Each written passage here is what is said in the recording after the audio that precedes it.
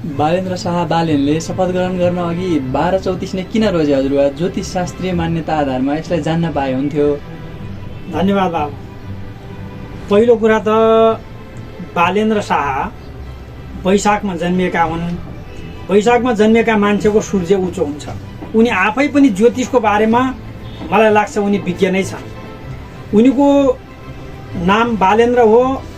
त्यो वृषराज भएका कारणले चन्द्रमा पनि उनीको उच्च छ। यो सूर्य र चन्द्रमा उच्च भएका मान्छेहरू म एउटा विशिष्ट प्रतिभा विशिष्ट क्षमता हुन्छ भन्ने ज्योतिषशास्त्रीय मान्यता छ।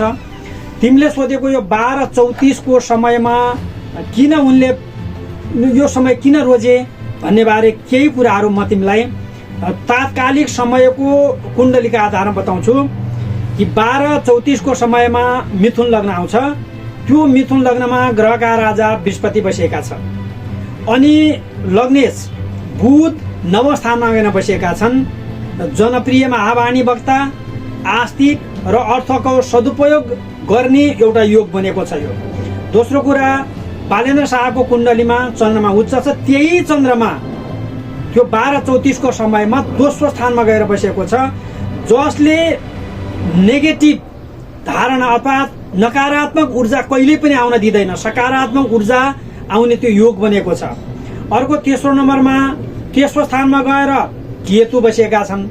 तेस्रो स्थानको मालिक त्यही सूर्य हो। त्यो सूर्य गएर 10मा स्थानमा गएर बसेको छ भनेको यो त्यो 10मा स्थानमा गएका सूर्यका कारणले उनको राजनीतिमा एउटा अब्बल राज्य सञ्चालन गर्ने त्यो योग बनेको छ।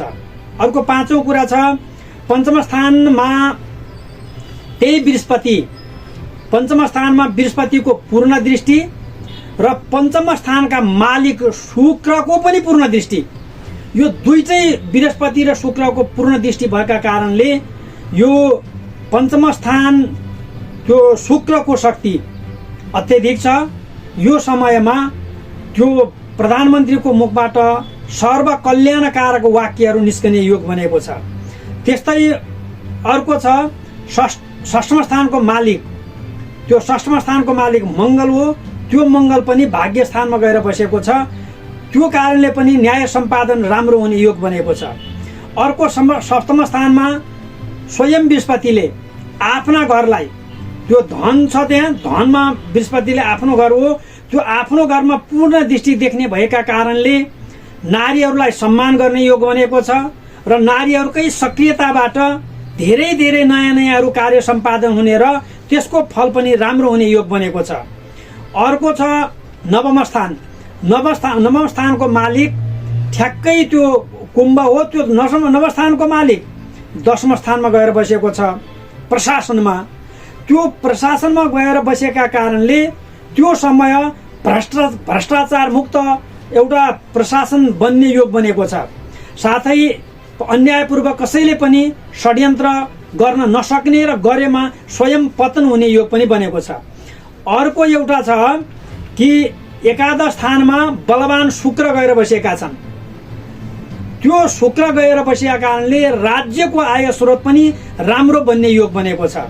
त्यस्तै बालेन्द्रको कार्यकालमा लग्नका मालिक बृहस्पति 4वटै केन्द्रलाई पूर्ण दृष्टि देख्छन्।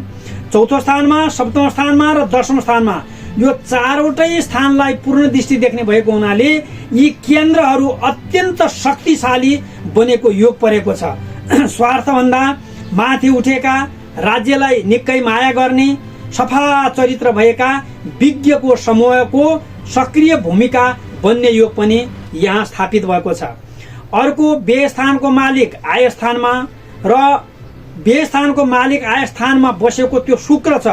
त्यो शुक्रले उद्योग धन्दा कल कारखानाहरू तीव्र गतिमा सञ्चालन हुने योग बनेको छ र राज्यको अर्थव्यवस्था मजबुत बन्ने अर्को योग बनेको छ। यो कल्पवृक्ष योग भन्ने हुन्छ एउटा।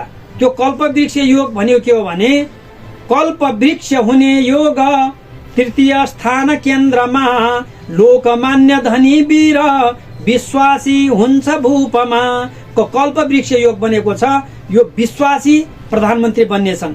अर्को वीणा योग बनेको छ। वीणा योग भनेको वीणा योग हुने गर्छ सातवटा घरमा भए उपकारी र शास्त्रज्ञ ज्ञानी मानी धनी हुने भनेको मतलब सातवटा भावमा बसेका छन्। त्यो सातौँमा भावमा बसेका कारणले त्यो वीणा योग बनेको छ। यो वीणा योग तत्काल बनेका कारणले यो सर्वप्रिय योग हो। अब हामी कामना गरौँ यो सफल यो राज्यका लागि बन्न सकोस्, यही शुभकामना व्यक्त गर्छु। यो कुण्डली पनि यसै साथ प्रस्तुत गरिएको छ। तात्कालिक कुण्डली त्यो 1234 को कुण्डली पनि यसै साथ प्रस्तुत गरिएको छ। सबैलाई हेरेर यो सामान्य ज्ञान आर्जन गर्न पनि अनुरोध गर्दछु। जय देश, जय बालेन्द्र।